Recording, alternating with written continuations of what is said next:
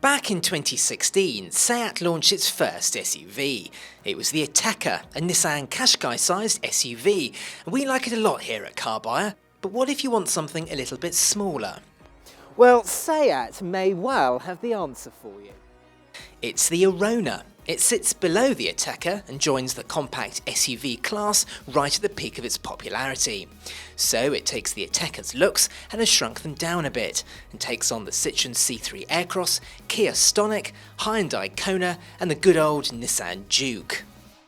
Unlike those cars though, the Arona is a lot more straightforward. I mean, look at this dashboard. It's very straightforward, isn't it? If I were being mean, I'd call it bland. Because unlike this car's rivals, there's no sort of interesting colours or shapes going on. It's just very well ordered and very simple.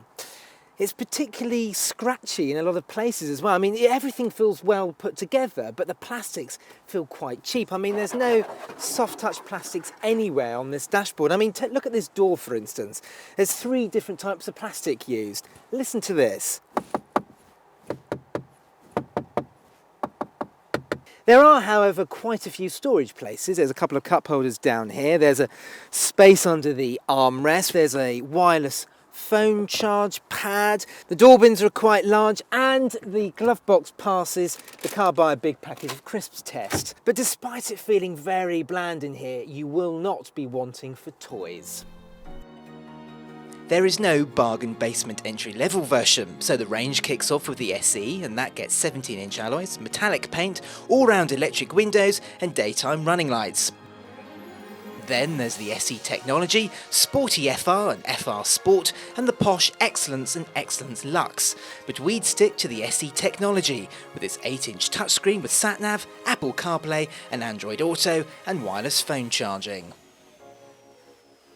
The SEAT Arona is based on the SEAT Ibiza hatchback, but this sits up a little bit higher than the Ibiza, and it means that getting in and out is an awful lot easier. Now, once you're in here, there is quite a bit of space. Now, if you've got a 6-foot driver in front of you and you're a 6-foot person here, you're probably going to struggle. But if you're not, well, you're going to have a decent amount of knee room, and headroom is pretty good too. Now, you can just about fit a 3rd passenger here.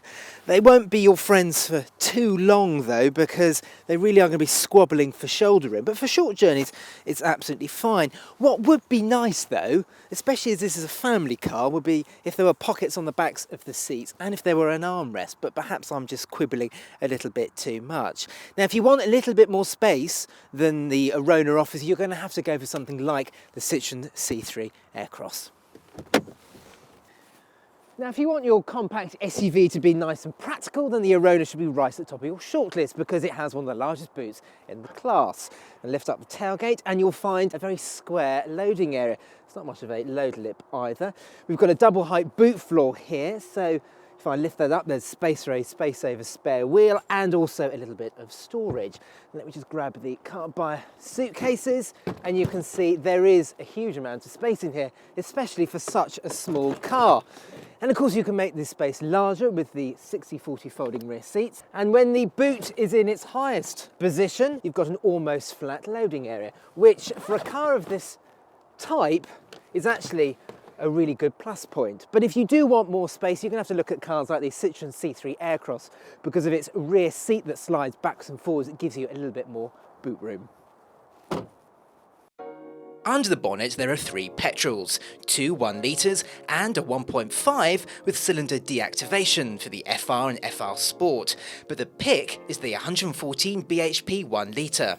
And there are 2 diesels, a 1.6 with either 94 or 114 bhp.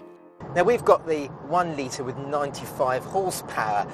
It's quiet enough, it's smooth enough, but you only get 5 speeds, and you end up having to really work the gearbox to actually make any progress. I mean, if you can afford it, I would try and stretch to the 114, because it really is worth it. Having said that, the 5-speed gearbox is a nice gearbox to use, and the gearbox, the steering and all the pedals have got that typical VW group sort of good weighting to them. They all feel very consistent.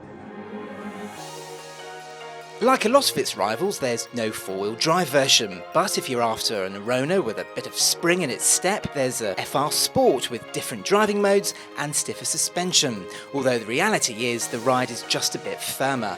The most frugal Aronas are, unsurprisingly, the diesels, which manage around 70 mpg.